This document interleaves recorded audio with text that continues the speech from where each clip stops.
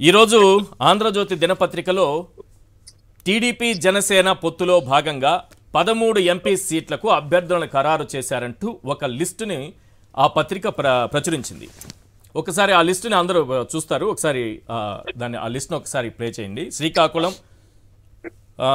నుంచి అనంతపురం వరకు మొత్తం ఇక్కడ 13 కనిపిస్తుంటే అందులో 2 కాకినాడ, 1 జనసేన, అలాగే మచిలీపట్నం ఈ 2 మాత్రమే జనసేన కేటాయించారు. మిగిలినవన్నీ కూడా టీడీపీ పోటీ చేయబోతోంది అనేది. ఇక్కడ 2-3 అంశాలు ప్రధానంగా మనకు వినిపిస్తున్నాయి. ఒకటి, ఈ లిస్టు నిజంగానే అధికారికంగా ఖరారైనటువంటి లిస్టా, ఉద్దేశపూర్వకంగానే ఎవరూ ప్రకటించకపోయినా, ఉమ్మడిగా ఇద్దరూ ప్రకటించకపోయినా చంద్రబాబే లీక్ చేసి దీన్ని ఇందులో ప్రచురించేలా చేశారా?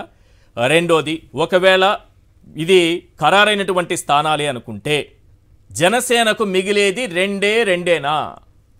2 అంటే 2ఏనా? నెక్స్ట్ 12లో 1 కూడా వచ్చే అవకాశం లేదు. ఎందుకు లేదనేది తర్వాత మాట్లాడుకుందాం. ఎందుకంటే ఆంధ్రప్రభ దినపత్రిక ఆల్రెడీ ప్రచురించేసింది. 2 పార్లమెంటు స్థానాలకు పవన్ కళ్యాణ్ ఓకే చేశారు, అంగీకరించారని కూడా రాసింది. సో ఇక్కడ మనకు కనిపిస్తున్నటువంటి ఈ 2 స్థానాలకే జనసేన పరిమితం అవుతుందా?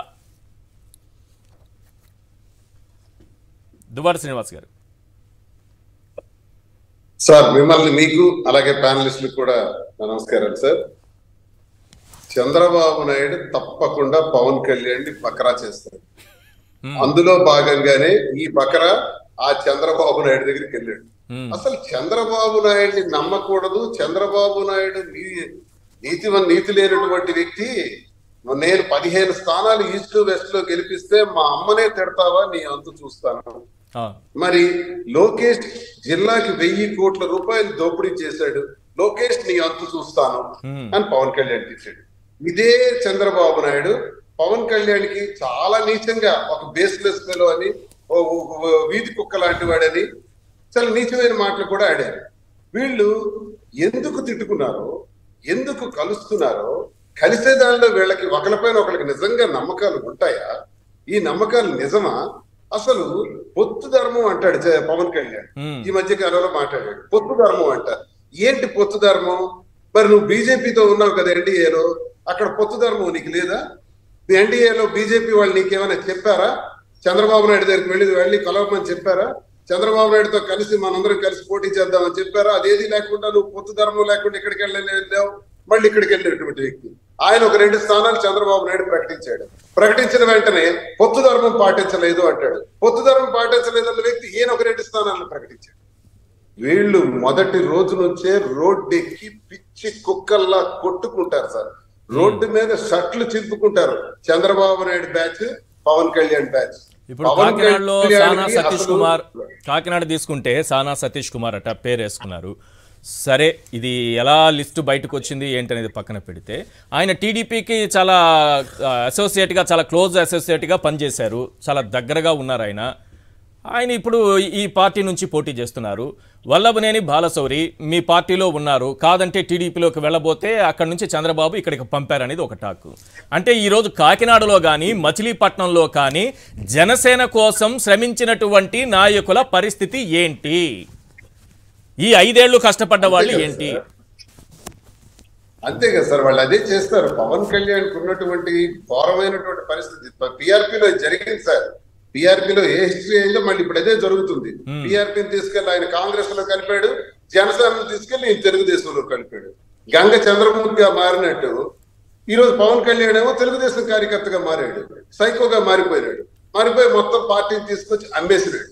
అమ్మేసి ఈ రోజు జై చంద్రబాబు నాయుడు అంటున్నాడు అని టిక్కెట్లు ఇచ్చుకునే పరిస్థితి. తన కోసం భుజం మీద జెండా వేసుకుని జననేతలు నేను, జనసేనలు నేను అని అరిచిన వాళ్ళకి అడ్రస్ లేకుండా చేశాడు. రాష్ట్రం మొత్తం కూడా జనసేనకు నమ్ముకొని ఈ 2-3 సంవత్సరాలుగా తిరుగుతున్నటువంటి ఏ కార్యకర్తకైనా ఒక టికెట్ ఇప్పించుకోమనండి. చంద్రబాబు నాయుడు వ్యూహాలు, చంద్రబాబు నాయుడు దుర్మార్గమైనటువంటి రాజకీయాలకి పవన్ కళ్యాణ్ ఏమవుతాడు సార్? కాయగలడా? పవన్ కళ్యాణ్ తాలూకా వ్యక్తికి, నమ్ముకునే జెండా మోసిన వ్యక్తికి, ఒక్క వ్యక్తికైనా టికెట్ ఇప్పించగలడా? 100% ఇప్పుడు మీరు చెప్పిన ఈ కాకినాడ గాని అలాగే బాలశౌరికి గాని వీళ్ళిద్దరు ఎవరు? చంద్రబాబు నాయుడు ఆశీస్సులతో వచ్చినటువంటి వాళ్ళే.